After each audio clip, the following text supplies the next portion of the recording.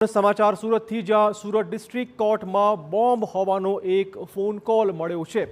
નનામી call આવતા police હવે આ કેસમાં તપાસ કરી રહી છે।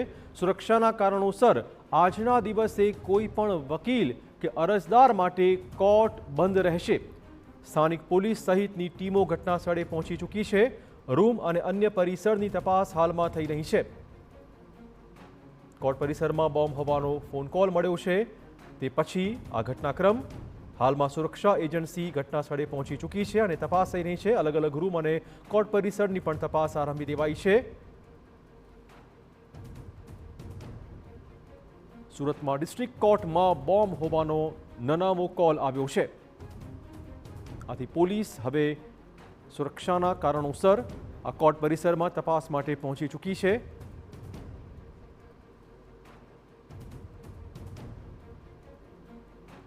આપણે કહી દઈએ કે હાલમાં કોર્ટ પરિસરની તપાસ ચાલુ કરી દેવાઈ છે। સુરતની ડિસ્ટ્રિક્ટ કોર્ટમાં બોમ્બ હોવાનો એક ફોન કોલ આવતા જ સુરક્ષા એજન્સીઓ એલર્ટ બની ગઈ છે।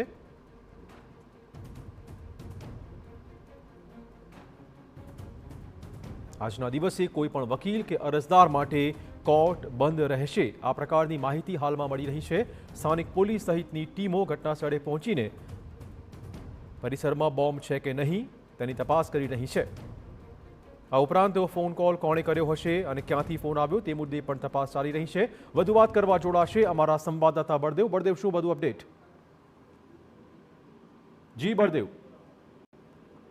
જે રીતે સુરતની વાત કરીએ તો સુરત ડિસ્ટ્રિક્ટ કોર્ટની અંદર વહેલી સવારે એક જે મેલ આવ્યો હતો અને જે કોર્ટને જે રીતે બોમ્બથી ઉડાવી દેવાની જે ધમકી આપી હતી અને જે રીતે કોર્ટના જે ક્લાર્ક દ્વારા તાત્કાલિક જે તે વિભાગને જાણ કરવામાં આવી હતી અને સાથે સ્થાનિક પોલીસને પણ જાણ કરવામાં આવી હતી અને સ્થાનિક પોલીસ હાલમાં જે ઘટના સ્થળે પહોંચી છે અને સાથે સાથે સુરત ડોગ સ્ક્વોડ અને બોમ્બ સ્ક્વોડની જે ટીમો છે અને સ્થાનિક પોલીસની ટીમ છે તે સુરત કોર્ટ ખાતે પહોંચી છે અને જે તપાસ છે તે કરવામાં આવી રહી છે અને તમામ જે કોર્ટ છે કોર્ટના તમામ જે સ્ટાફ છે તેને બહાર રોકવામાં આવ્યા છે કારણ કે કોર્ટ પરિસરની અંદર જે જવા દેવામાં નથી આવ્યા કારણ કે જે રીતે નનામી જે મેલ આવ્યો છે ને તેને લઈને પોલીસ દ્વારા તપાસ કરવામાં આવી રહી છે। છેલ્લા 1 કલાકથી અલગ અલગ જે કોર્ટ રૂમ છે, અલગ અલગ કોર્ટ પરિસર છે, જે કેન્ટીન છે, આ તમામોની જે છે કોર્ટ દ્વારા જે તપાસ છે તે કરવામાં આવી રહી છે।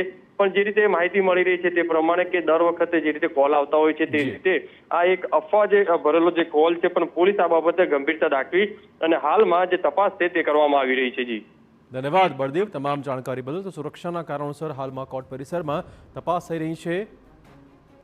બોમ્બ હોવાની એક વિગત મળી છે, તે વિગતના આધારે